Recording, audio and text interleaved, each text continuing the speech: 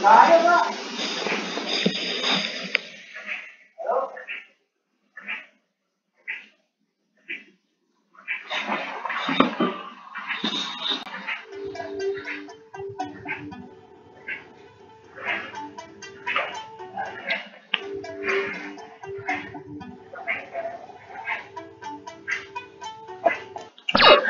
halo teman-teman. Assalamualaikum warahmatullahi wabarakatuh. Tetap semangat pagi. Ya, ketemu lagi bersama Om Wicak. Dan sebelumnya kita sudah bahas mengenai matriks penjumlahan dan pengurangan. Dan kali ini kita akan bahas materi matriks selanjutnya yaitu perkalian, determinan, dan inverse matriks.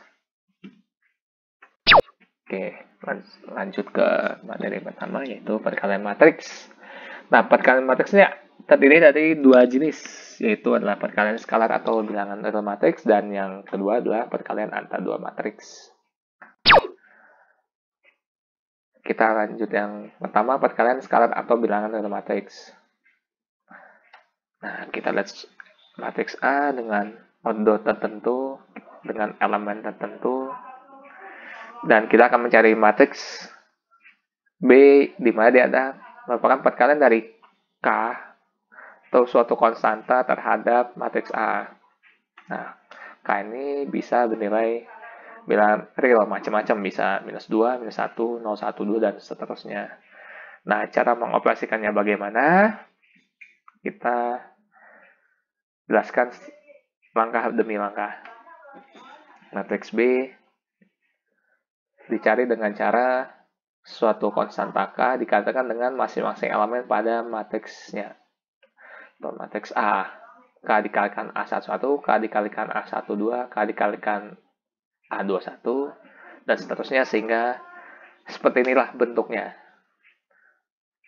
Langsung saja kita masuk ke contoh. Matriks A berordo 3 kali 3 dengan elemen seperti di layar. Matriks B kita anggap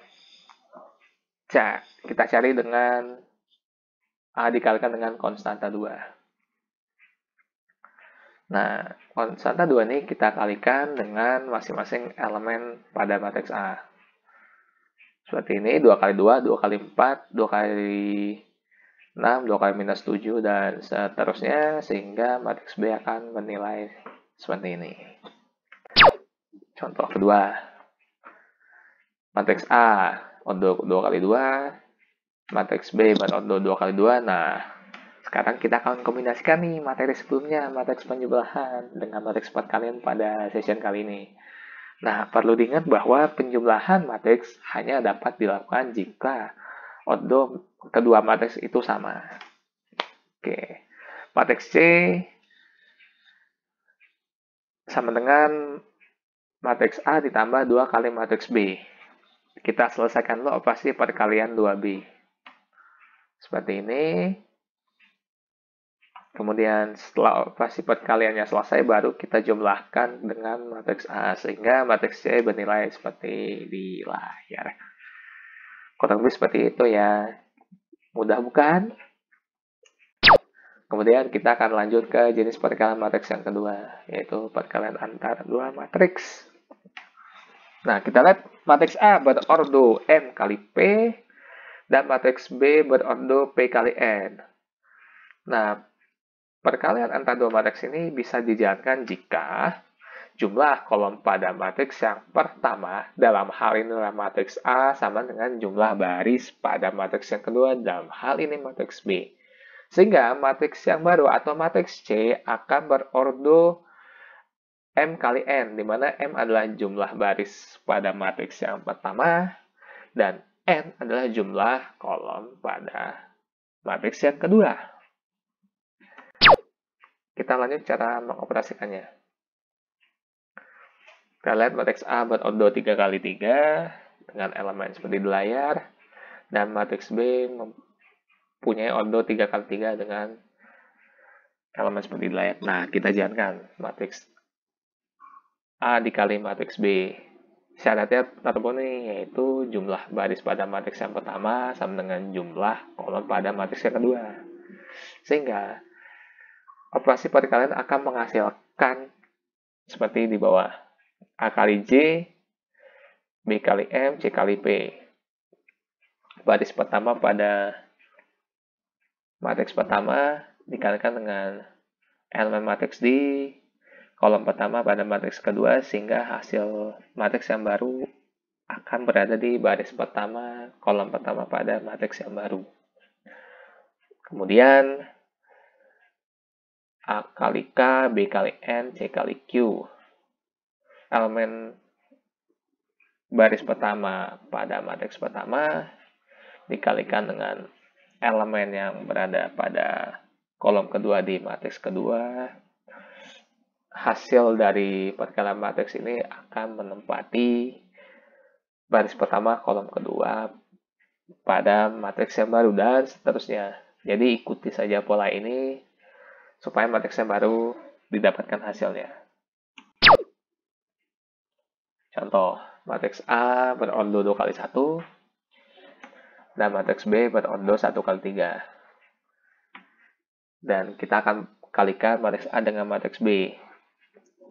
Jumlah kolom pada matriks yang pertama yaitu matriks A sama dengan jumlah baris pada matriks kedua yaitu matriks B. Sehingga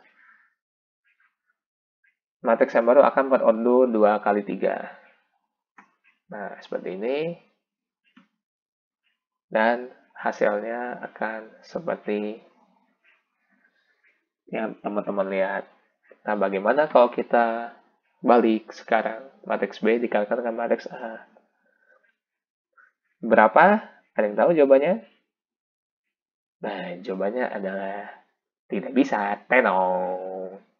Karena syarat perkalian ordo matriks ini tidak dipenuhi, yaitu jumlah kolom pada matriks pertama tidak sama dengan jumlah baris pada matriks yang kedua. Gitu. Nah, selipan materi yaitu transpose matriks. Karena matriks A, B, C, D, F, G, H, I harapannya horizontal, A, D, G, B, H, C, F, I harapannya vertikal atau kolom. Nah, kita lihat. Tuh, ada yang beda ya ternyata. Jadi, transpose matriks ini adalah mempertukarkan elemen yang ada pada baris tertentu menjadi kolom pada kolom di matriks yang baru. Jadi, matriks B yang tadinya berada di baris pertama kolom kedua, ketika ditranspos dia akan berada di baris pertama, baris kedua di kolom pertama. Nah, seperti ini. Kemudian, matriks D yang tadinya berada di baris kedua kolom pertama, dia akan berada di baris pertama kolom kedua. Jadi tukeran nih B sama D. Begitu juga dengan elemen-elemen yang lainnya.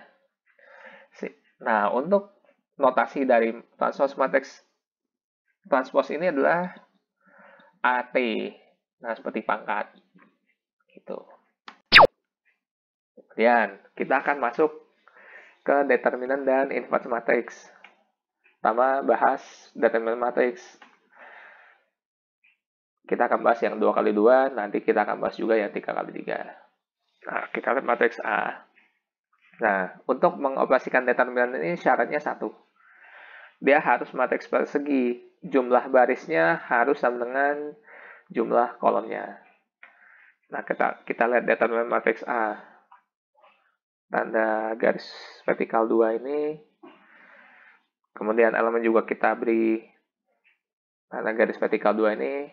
Dan cara pengoperasiannya adalah untuk matriks 2 kali 2, A kali D dikurang B kali C.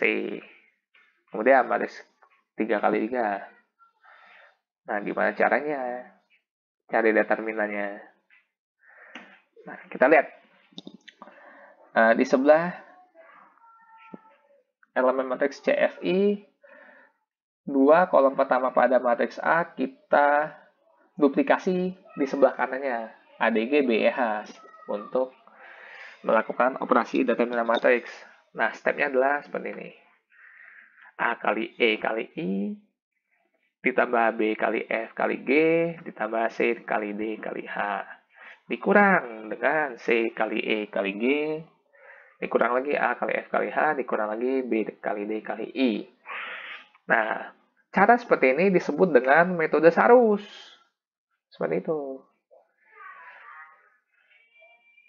Oke, lanjut. Inverse matrix.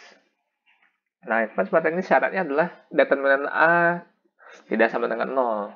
Atau yang disebut dengan matrix non-singular. Kenapa harus begitu? Nanti kita akan lihat. Nah, secara umum, inverse matrix ini ditandai dengan A pangkat minus 1. Sama dengan sependeterminan A dikalikan dengan matriks adjoint A. Nah, nanti kita akan lihat langkah untuk mencari matriks adjoint. Nah, kita akan bahas ordo 2x2 dan 3x3 saja. Nah, kita pertama bahas matriks ordo 2x2. Nah, seperti ini matriks A. Nah, cara cepatnya adalah seperti ini. Jadi, inverse matrix A adalah sependeterminan A. Tadi kita udah lihat rumusnya di tampilan sebelumnya. Dikalikan dengan matriks adjoint-nya. Nah, adjoint dari matriks ordo 2x2 ini adalah A sama D posisinya ditukar, dan B sama D dikasih tanda minus. Untuk matriks 2x2. Nah, bagaimana untuk matriks 3x3? Kita lihat matriksnya dengan elemen-elemennya. Dan ini ada langkah-langkahnya. Pertama, kita harus cari dulu matriks minornya. Kedua, kita harus cari dulu matriks kofaktornya, dan terakhir baru kita akan mendapatkan matriks adjoint-nya. Jadi sebetulnya 2x2 ini mengikuti langkah-langkah yang ini. Tapi cara cepatnya akan menghasilkan rumus seperti ini. Nah, kita pertama mulai dengan matriks minor ya. Nah, dinotasikan dengan M dikali J. Matriks A. Kita tampilkan kembali. Nah, matriks minor dari M11 seperti ini. Baris pertama dan kolom pertama, jadi kita tutup. A11, A12, A13, A21, A31 kita hilangkan sehingga matriks minor ini hanya mempunyai ordo 2x2. Tersisa A22, A23, A32, A33. Seperti itu. Kemudian kita akan cari matriks minor baris pertama kolom kedua. Baris pertama kolom kedua. Ini kita hilangkan sehingga yang tersisa adalah elemen A21, A23, A31, A33. Ini kita cari determinannya. Kemudian untuk matriks minor selanjutnya adalah seperti ini. Jadi kita cari determinan dari matriks minor. Kemudian lanjut, setelah kita temukan matriks minor ya, kita akan mencari matriks kofaktor. Nah, matriks kofaktor ini rumusnya adalah seperti ini, minus 1 pangkat I tambah J dikalikan dengan matriks minornya. Contoh, K11. K yang berada pada baris pertama dan kolom pertama. Jadi, operasinya adalah minus 1 pangkat 1 tambah 1 dikalikan dengan matriks minor yang sudah kita kerjakan tadi, sama dengan M11. Kemudian, matriks kofaktor. Baris pertama, kolom kedua. Kita operasikan dengan cara yang sama. Minus 1 pangkat 1 tambah 2. Dikalikan matriks minus 1, 2. Jadi, minus 1 pangkat 3 hasilnya adalah minus 1 dikalikan ke matriks minus 1, 2. Dan seterusnya. Bisa teman-teman lihat di layar ya caranya. Nah, sehingga matriks kofaktoran ini akan hasilnya seperti ini. Di baris pertama, kolom pertama, itu adalah determinan M11. Di baris pertama, kolom kedua, itu minus determinan matriks minus 1, 2, dan seterusnya. Cara penerapannya seperti ini. Nah, kemudian kita lanjut ke matriks adjoint. Nah, matriks adjoint ini merupakan transpose dari matriks kofaktor yang tadi, sehingga didapatkan angkanya seperti ini pola-polanya. yang tadinya elemen matriks min itu ada di baris pertama kolom kedua akan menempati di baris kedua kolom pertama dan seterusnya. Dia ditranspos prinsipnya sama kayak tadi yang Om Wicak jelaskan di materi transpose matrix. Nah, sehingga untuk inverse matrix ordo 3x3 adalah seperti ini. Jadi, determinan matriks A, kita menggunakan metode Sarus, dikalikan dengan matriks adjoint-nya. Seperti itu. Sampai sini bagaimana? Mudah-mudahan mengerti ya. Dan ini adalah tips tambahan mengenai sifat-sifat inverse matrix. Jadi jangan bingung kalau misalkan ada inverse matrix, kita inversekan kembali. Nah, itu akan kembali ke matriks awalnya. Kemudian yang kedua, matriks A dikalikan matriks B, kemudian kita inversekan. Itu sama saja dengan inverse dari matriks B, kita taruh di depan, matriks yang kedua ini matriks B dikalikan dengan matriks yang kedua itu matriks A. Masing-masing diinverskan dulu sebelum dikalikan. Kemudian, matriks transpose diinverse sama dengan matriksnya kita inverse dulu, baru kita transpose. Seperti itu. Kurang lebih itu materi dari perkalian determinan dan inverse, dan terima kasih.